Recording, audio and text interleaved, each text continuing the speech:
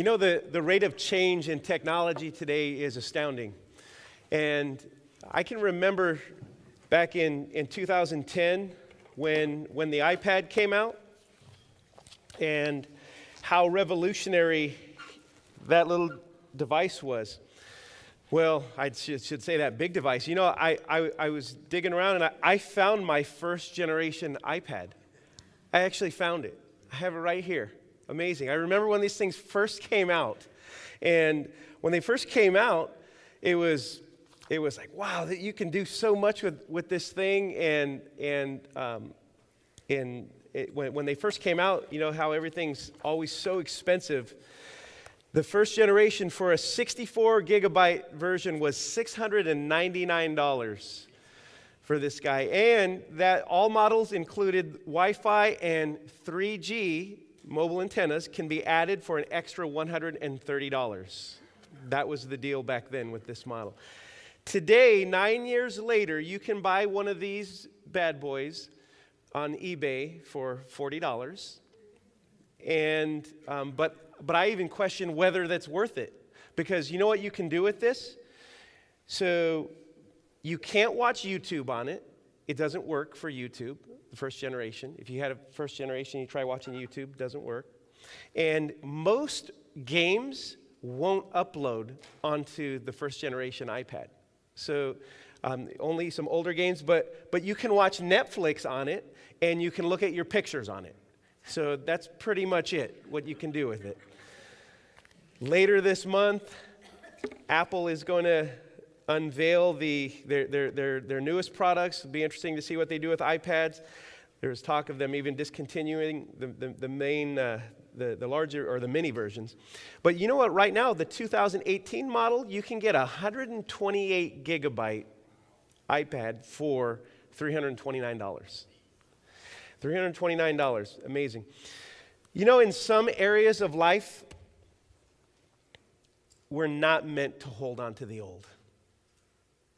A first generation iPad doesn't do a whole lot for you today. And when the new comes, that change that's ushered in is what makes life better. Well, when Jesus came on the scene, he brought newness. Do you realize that? When Jesus came on the scene, he brought newness. And but there was a problem.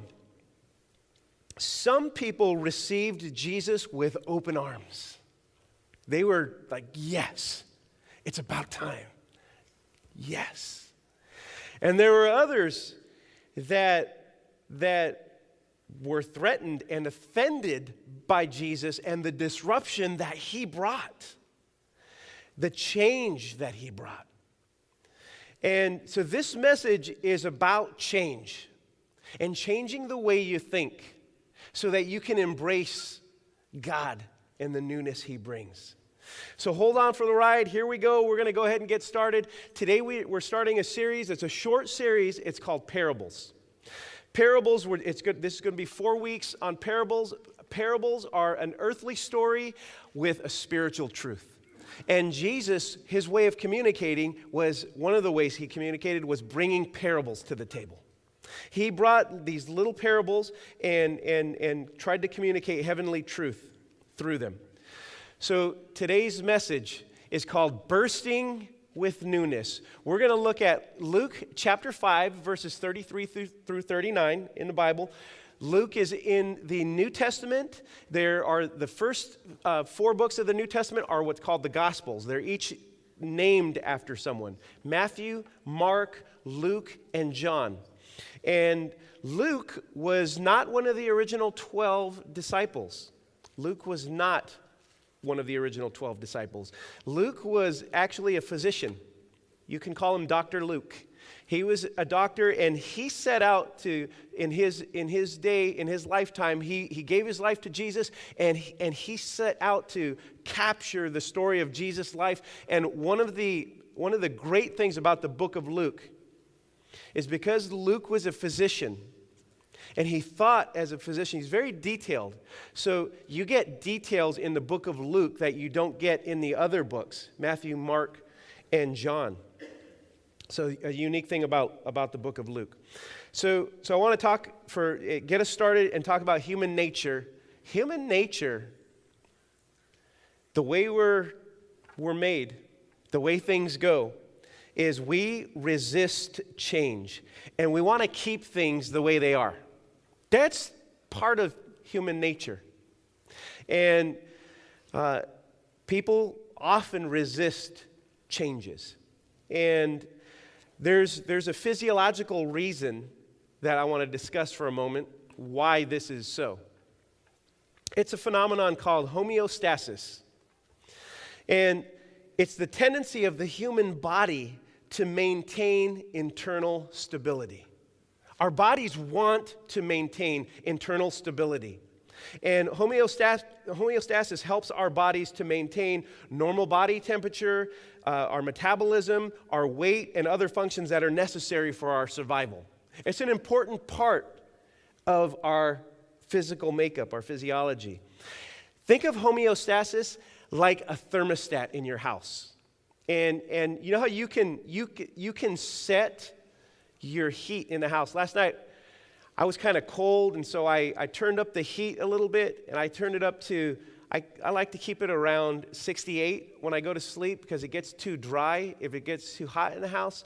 So the way that works is I've got it set at 68, so when the temperature in the house hits 68, the heat turns off.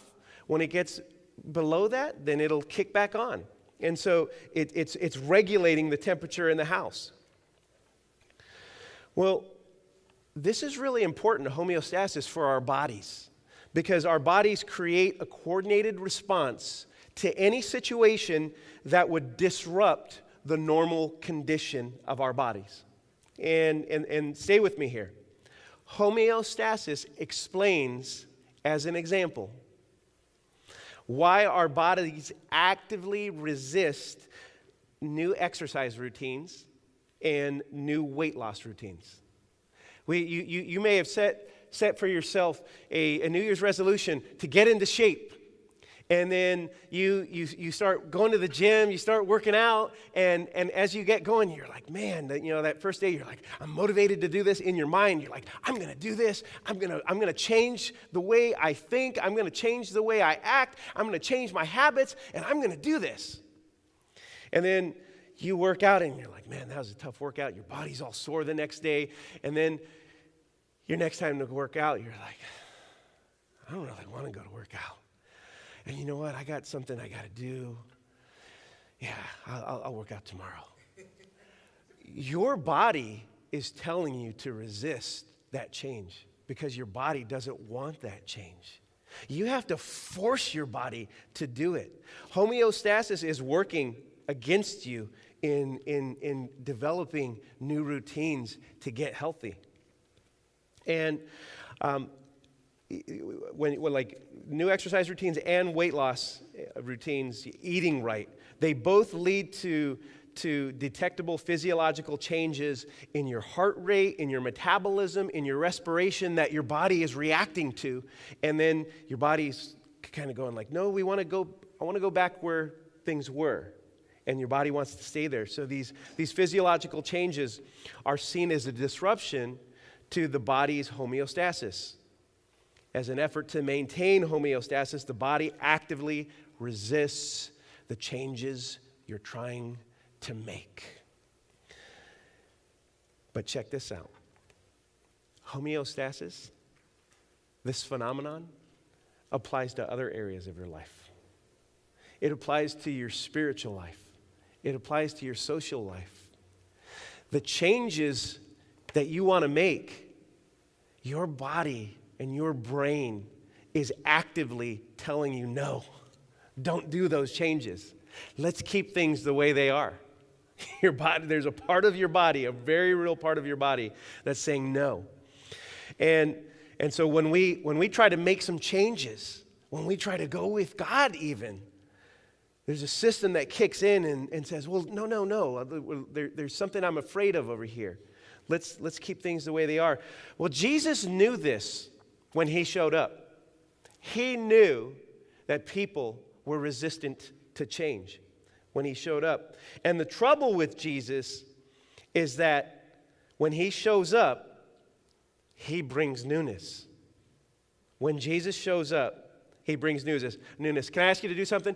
Say to someone next to you, when Jesus shows up, he brings newness.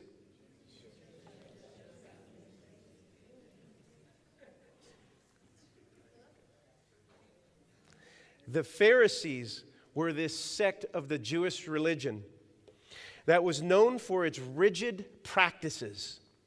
They went overboard in being legalistic and judgmental on people. They practiced the discipline of fasting, for example, twice a week.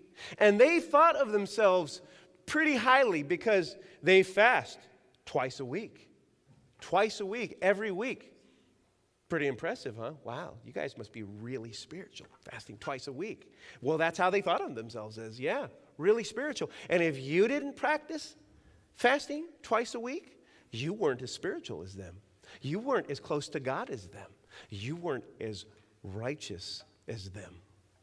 And so these Pharisees would practice every Monday, or fasting every Monday and Friday. And anyone who was training to be a spiritual leader should do the same. Adhere to the same practice of fasting twice a week, like the Pharisees. And so we find that Jesus, I'm not going to read this scripture, but I'm going to tell you, Jesus didn't go with their program. Because Jesus had some new disciples, right? And so Peter and Andrew and James and John, Jesus' first 4 followers, the first 4 disciples, and they're like, yes, here's the Messiah, we found him, and they start following him. They leave their nets behind, their fishing behind, and they start following Jesus. And then Jesus, he does this crazy thing as far as the Pharisees go, because he accepted as one of his followers a tax collector. We talked about this last week. These tax collectors were really looked down upon in Jewish society. Tax collectors were these sinners. And so this guy named Matthew, who wrote a book in the Bible called Matthew. He wrote one of the 4 Gospels of his story, from his perspective, Jesus' life. Matthew comes to faith. Matthew's a sinner. He's kind of an outcast in Jewish society because he's not as spiritual as everyone else, and he works for the Roman government. Anyone from a Jewish perspective, if you worked for the Roman government collecting taxes from your fellow Jews, you were a traitor to your own people. So he, among his own people, was an outcast. And Matthew puts his faith in Jesus, said, I'm going to be a follower of Jesus. And then when Jesus accepts him and embraces him and encourages him, then Matthew's so excited. And Matthew goes, you know what, Jesus, come to my house. I want to have a party, and I want all of my friends to meet you. All of my friends. So Matthew has this party at his house, and all of his friends, all of these other tax collectors and sinners, these outcasts, show up at this party. And Jesus and his disciples are at this party. And they're eating and drinking, having wine with these sinners and tax collectors. And this is a problem. See, Jesus is training his disciples to be spiritual leaders who connect with ordinary people. Jesus' school of ministry was to go out where people who are outside of God's story are, go where they are, and be with them, and meet them on their turf. And so Jesus' school of ministry was very, very different than the holy huddle of the Pharisees. You follow me? Are you with me? So these Pharisees, when they hear about Jesus, they find that Jesus is having this he's at this party, and they find out how Jesus is training his boys. They're like, Jesus, what's wrong with you? And they have some questions for Jesus. So their first question, they go to Jesus in Luke chapter 5 and verse 33. And they said to him, The disciples of John, they fast and they offer prayers. And so do the disciples of the Pharisees. But yours, they eat and drink. What's up, Jesus? So Jesus, in chapter 5 of the book of Luke, he answered by telling 3 simple stories, and we're going to briefly go over those stories. These little stories have big meanings. These are these parables. And so the first one, in verse 34 and 35, and Jesus said to them, "Can you make wedding guests fast while the bridegroom is with them? The day will come when the bridegroom is taken away from them, and then they will fast in those days." So Jesus' point is that fasting during a wedding feast is pointless. Could you imagine? You're getting married and you invite all your friends and all your family and everybody you know, and you're like, man, this is going to be great. We're going to have this huge celebration. We're starting our new life together. And then there's some of the people that go, well, I'm fasting. You prepare this huge meal, this great meal, and all the people are like, well, no, we're fasting. So we're not going to eat your food. You're like, wouldn't that put a damper on the things? Like if your guests aren't eating? That would put a serious damper on things. Jesus is going, why would the guests fast while the bride and the groom are with them? There's no way that's going to happen. So there's a time that'll come for my disciples to fast and pray. Don't worry. But it's not today. I'm training them on how to do ministry with my way. So take a chill pill, Pharisees.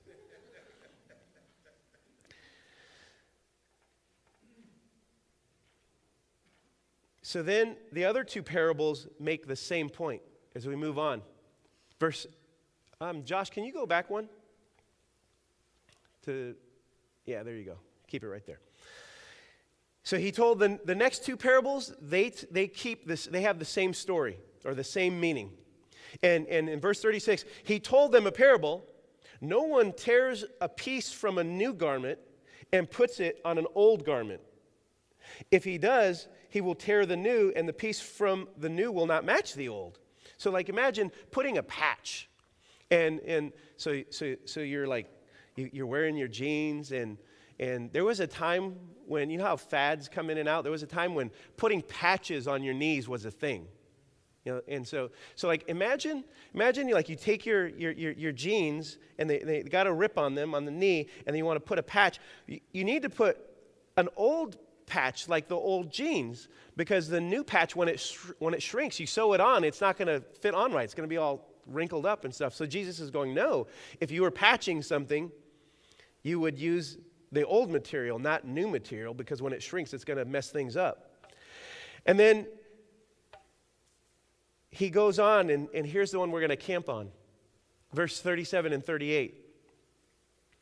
And no one puts new wine into old wineskins. If he does, the new wine will burst the skins, and it will be spilled, and the skins will be destroyed. But the new wine must be put into fresh wineskins, and no one, after drinking old wine, desires new, for he says, the old is good. All right, so Jesus, what are you talking about? New wine, new wineskins, old wineskins. So Jesus is saying here that new wine needs new wineskins. Old wine goes in old wineskins. And you don't mix the two. New wine, keep it over here with new wineskins. Old wine, keep it over here with old wineskins. And these 2 parables each picture that you can't mix old religious rituals with new faith in Jesus, is what he's talking about here.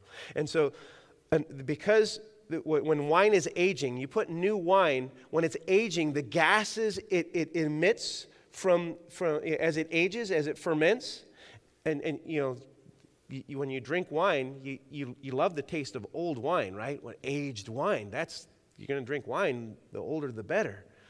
Well, new wine, as it's fermenting, it puts off these gases, and they would put the wine into wineskins. like this. So you see that it looks like a pig hanging there, right? Well, it's the skins of an animal that they take those and then see how they have them tied up, and then on the bottom, it's so like they can open up and they're going to pour it out that bottom section, you see. And so it's the wine inside of these skins. That's how they did it in those days. They didn't use barrels or something. This is how they did it. And so while the wine was aging, you'd fill that thing up and then the thing would expand. Well, as it's expanding, imagine that thing. It's hanging up. It expands because it's aging. And if you put it in old wineskins, you're going to have your wine all over the place. You're going to waste all your time, your energy, all those squishing grapes with your feet and stuff. So you would never put new wine into an old wineskin. You would only put new wine into a new wineskin so that's strong enough to expand. And that's a pretty important thing about how the faith works. So Jesus is saying you can't mix old religious rituals with new faith in Jesus. Jesus' disciples were not fasting alongside with the Pharisees and John's disciples because they were learning a new way from Jesus himself. Can I get an amen on that? When Jesus came, he fulfilled the Jewish scriptures, and therefore there was no longer any need for these old rituals. You can't add Jesus to religions that try to earn God's favor in exchange for religious goods and services. You follow me? Religious goods and services. This isn't like going to Target. You can't show up and you're like, okay, here's what I want to buy. You lay your card on the table and you buy your stuff. And you're like, okay, God, I went to church this week. I'm buying some favor with you this week, right? I showed up at church. I got up early. I didn't sleep in on Sunday. Look at God. I even read my Bible this week. I brought my Bible to church with me too. God, I'm doing all right here. And you're like, okay, religious goods and services. God, I went to a midweek small group. I went to small group twice this month. So, Lord, I'm kind of doing all right. I'm making way here. I even helped them out. Pastor Dave called me and asked if we could help out with greeting. Pastor Dave had called me up, asked if he could help out with this event we got going, and I even helped. Lord, counts for something, right? In my exchange of goods and services, right? That's not how it works, guys. That's not how it works. So, in the case of these Pharisees, they counted their self-righteousness as the way to earn God's favor. But Jesus, you can't combine that stuff with self-righteous. You can't combine Jesus with self-righteous rituals. Jesus is like a new wine. The new wine is Jesus himself. And so it takes new wineskins to hold the new wine. Because when Jesus comes, you're going to be bursting with newness. Can I get an amen on that? But you know what? Things aren't always easy. There are two opposing forces at work anytime we want to change. And these two opposing forces are growth, the force of growth. And all that comes with growth. You'd be like, I want to grow. I want to change. I want to enter newness. I don't want to be the same as I was last year. I want to be successful, and I'm going to make it happen, and I'm going to it. Are you with me? Let's go. Let's go. Let's go. And you're pumped up. You pump yourself up. You hang around with people who pump you up. You put little quotes for yourself, and you subscribe to those motivational quotes on Instagram so you can read them every morning and be like, yes, I'm going to go. But there's an opposing force, which is the force of safety that restricts growth. It's that homeostasis at work too. Growth propels us forward toward God's purposes for our lives and discovering our personal uniqueness. You are unique. You have a purpose. God is with you and God is for you. There's a plan for your life, a meaningful plan. And it's on you to tap into that plan and go with God. But the opposing force of safety leads us to defend our current reality. Clinging to safety out of fear of the unknown. You follow me? Clinging to safety out of fear of the unknown. Are you with me? Okay. So in this picture, remember, the new wine is the newness that Jesus brings. The old wine skin is the way things currently are in your life. Newness is not easy. There's a genuine reason to fear growth. In addition to the rewards and enjoyment that growth brings, growth also brings pain. And here's what I mean. Each step forward brings us into unfamiliar and possibly dangerous territory. It's risky to grow.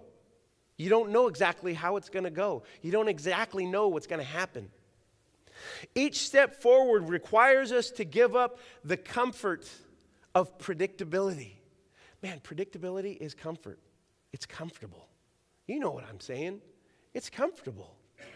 Growth can bring grief at the loss of the old. We grow toward greater complexity. This means when we grow, we might have to give up something easier and something simpler. The path of growth can mean taking on more demands and responsibility, and it can mean that life gets more difficult. Let me ask you a question. When were your greatest days? When were your greatest days? Think about that. When were your greatest days? If you're new around Christianity, one of the things that you find out is that one of our badges of honor, we have some badges of honor. One of our badges of honor is like when we first put our trust in Jesus. So we're talking about like, well, man, I came to faith in Jesus in 1994 on January 5th. We can name a date, name a time, and we even place some emphasis on that. Do you remember the time? Do you remember the hour? Do you remember what you were doing? Do you remember the circumstances of your life?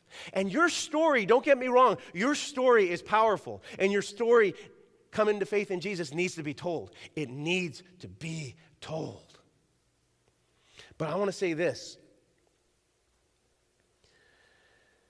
What does it matter when you came to faith in Jesus if you're not following him to the new thing today?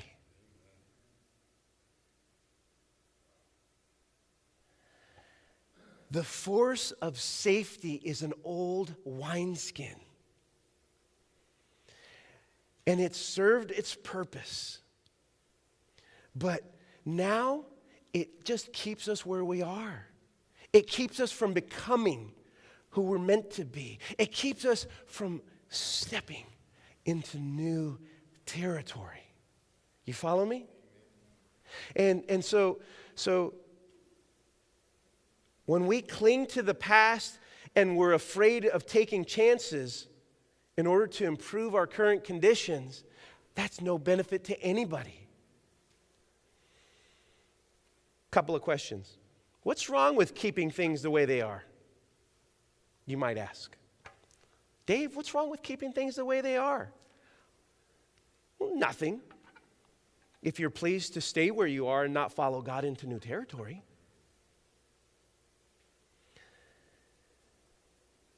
You might ask, well, when is the right time to change? Change isn't a formula. Change is a response to what life hands you and where God is leading. How do I know what changes I should welcome and which ones I should reject? Because I can't take on every new change, can I? Great point. It's never just one path to change. We have options. We always have options. That's why we pray for divine direction before we make decisions. It's why we elicit the help of trusted advisors before we make big decisions. You follow me? Are you with me? So, let me say this, that I want to say this again. I want to ask you to repeat this with me.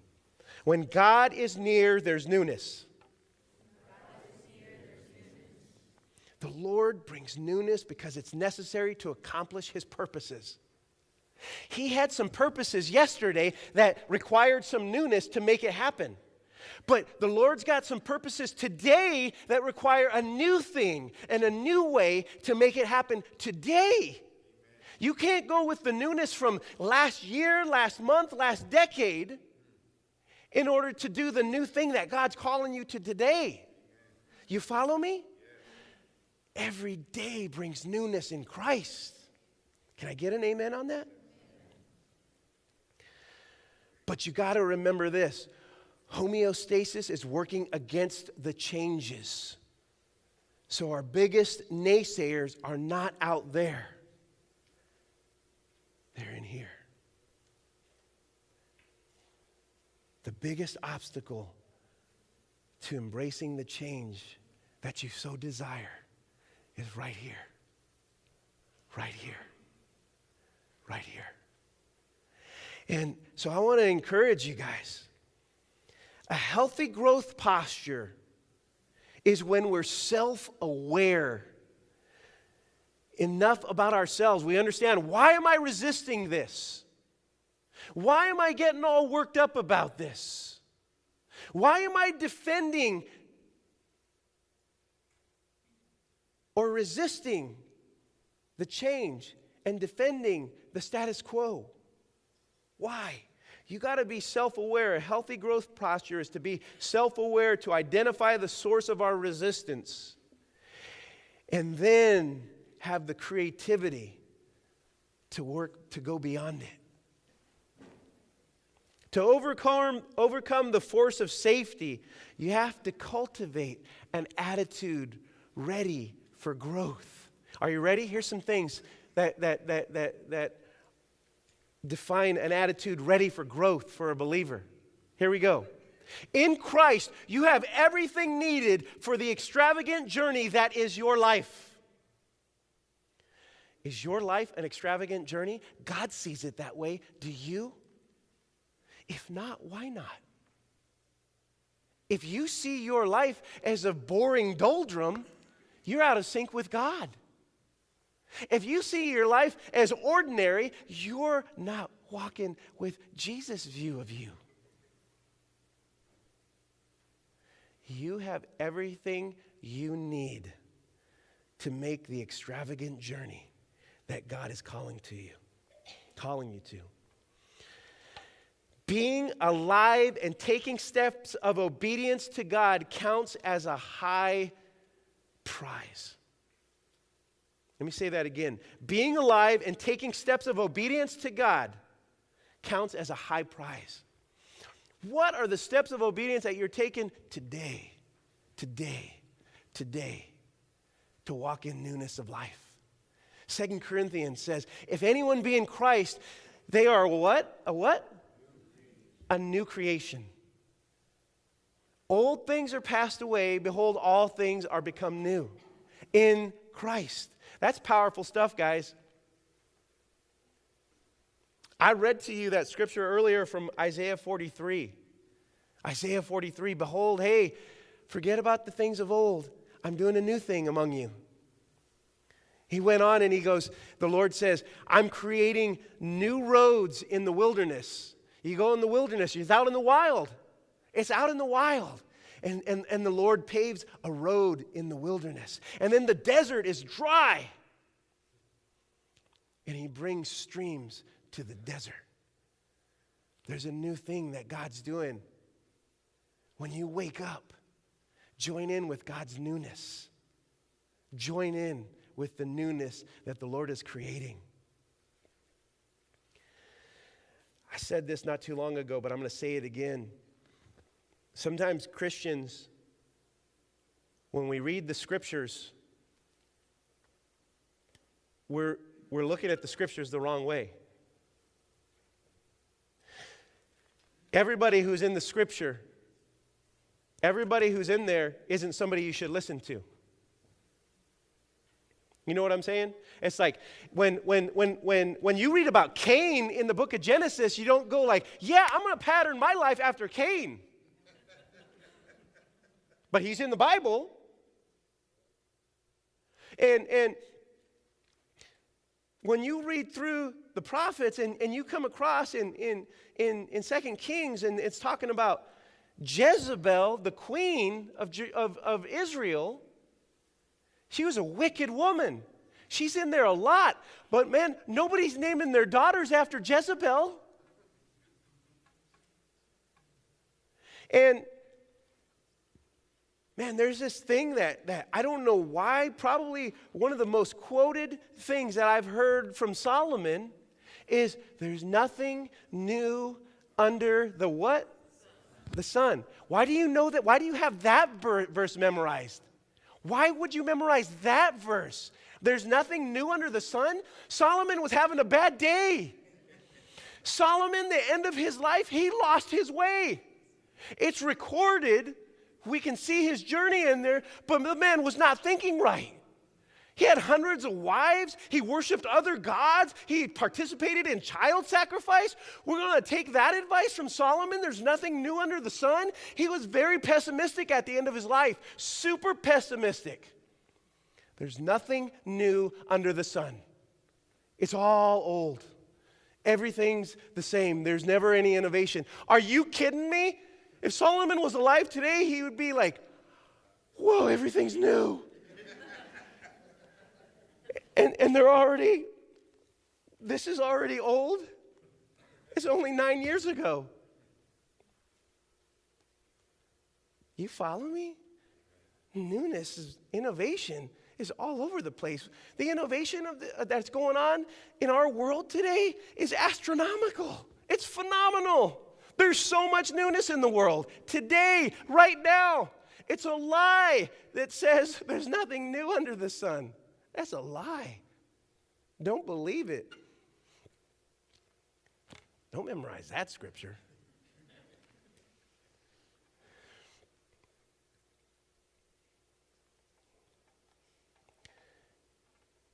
Life with Christ is sufficient and it's enough. You want to have a healthy view of growth and change. Realize that life with Christ is sufficient. It is enough. Follow God because the newness that's going to come in your life is going to come as you follow Him. And so I want to encourage you that this is really important. One of the lies we believe is that safety is more important than growth. Safety is not more important than growth. Say that with me. Safety is not more important than growth. Instead, growth is more important than safety. That reminds me of Narnia. Do you remember when in the Chronicles of Narnia, in the Lion, the Book, and the Wardrobe, the Lion, the Witch, and the Wardrobe, when the beaver is describing Aslan to the children. They haven't met Aslan yet. And they're describing Aslan, or the beaver's describing him as great and powerful and wild. And the children go, he doesn't sound safe. Is he safe? And the beaver says, safe? No, he's not safe, but he's good. C.S. Lewis was onto something there. God is not safe. God goes out into the wild. God is a beast. You know, we say when we see somebody who's good at what they do, they go, "Oh man, beast mode." God is in beast mode all day long. All day long. Newness is built, I want to draw us to a close on this. Newness is built on an optimistic view of the future. When we embrace the new, we enter into new territory. The new is our future.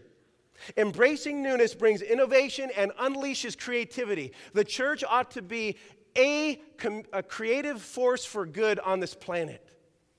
And the fact that churches are not tells you that we believed Solomon for too many years. We've believed Solomon for too many years. Solomon was a heretic when he said that. We believed Solomon for too many years. Stop believing Solomon. Believe God. What God said is more important than what Solomon said. He was wrong. There's lots of new under the sun, and you got to create it. You have the power to create it. Newness. When you partner with God, you will enter into newness all the time. Embracing newness brings innovation and unleashes creativity. Remember that. When Jesus came into the world, he brought newness, and let me tell you what Jesus came to change up. Can I tell you? When Jesus came, he came to fulfill the divine plan of the ages, to give glory to his Father and to destroy the works of the devil. When Jesus came, he came to bring the good news that God loves you, so that sinners might become saints, so that the lost might be found, and so that the blind could see. When Jesus came, he came to bring love where there's hate, to bring abundance where there's scarcity, to bring life where there's death. To be a ransom for the lost. Jesus came to set free those who are bound by fear. I'm feeling like I'm bursting with newness. How about you? Well then, amen. You know, one of the things that this sermon is about changing the way you think, Christian. This sermon is about changing the way you think. I want to draw your attention to our next steps. One of the things we do here is we put our next steps on the bottom of your sermon notes page. That's for you to keep. Pull out that response card. That's for you to turn in. Do you know that one of the most important ways that I think of how to evaluate of whether it was a good service or whether it was an effective sermon, it's these response cards. It's what you write on these response cards. I'm interested in knowing where you are responding to God. And I want to pray for you this week. And that's how I personally pray for you, through these response cards. And I read them, and there's a team of us that read them, and we respond to them. And I want to encourage you to take steps of obedience to God.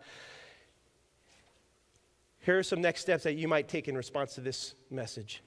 I'm ready to embrace new experiences with God today.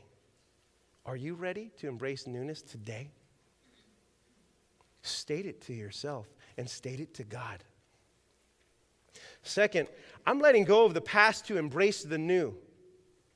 I've been holding on to something, and it's time to let go because it's keeping me from embracing God's plan for my life today. Today. Third, I believe my best days are in front of me, not behind me. Do you need to make that assertion? Were you thinking that your best days were behind you? Do you need to make the change that your best days are in front of you? It doesn't matter how old you are or how young you are. Your best days are in front of you as you go with God. Fourth, I've had a negative view of the future. I'm ready to change my mind. You ready to change your mind? You ready to go with God? Do it. Do it. Make the change today. Henry, will you come and receive our offering?